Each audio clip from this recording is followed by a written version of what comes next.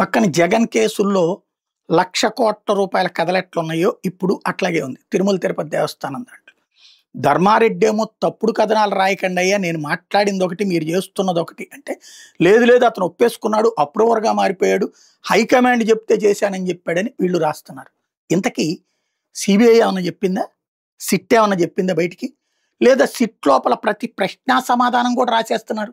ఎందుకంటే వాళ్ళు హిందీ వాళ్ళు, అందులో తెలుగు అధికారులు ఉన్నా వాళ్ళు ఇక్కడ ప్రభుత్వ అనుకూల అధికారులు కాబట్టి వాళ్ళు నోరు విప్పరు. అసలు సిట్టు నోరు విప్పలేదు.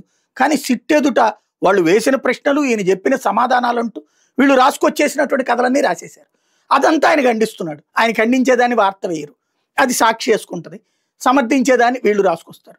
ఇప్పుడు ఏంటంటే ధర్మారెడ్డి ఒప్పేసుకున్నాడు, అవినీతికి పాల్పడ్డానని ఒప్పేసుకున్నాడు, తప్పుండేవి వాడేశానని ఒప్పేసుకున్నాడు. దానికి కారణం హైకమాండ్ అని చెప్పాడు. హైకమాండ్ అంటే జగనే కదా, సుబ్బారెడ్డి జగను. ఇది ప్రస్తుతానికి ప్రచారంలోకి వచ్చేసినటువంటి అంశం. అంటే మనం కళ్ళ ఎదురుగుండా జరుగుతున్నది.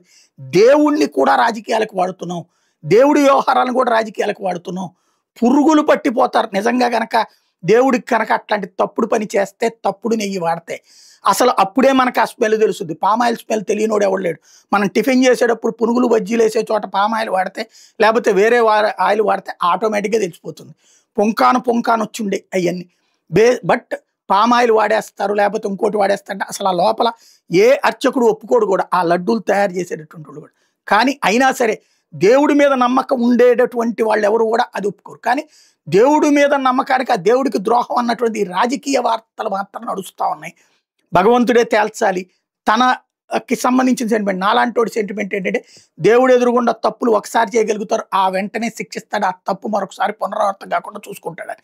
అలా కాకుండా ఆ దేవుడు ఎదురు ఏళ్ల తరబడి తప్పు జరిగింది, ఆయన భక్తులకి ఇంత అన్యాయం జరిగింది, మోసం జరిగింది అన్నటువంటి ప్రచారంలో ఎంతవరకు వాస్తవం అన్నటువంటిది భవిష్యత్తే తేల్చాలి. ఎందుకంటే ఇప్పుడు ఇదంతా రాజకీయ కోణంలో వార్తలు రాస్తున్నటువంటి క్రమంలో.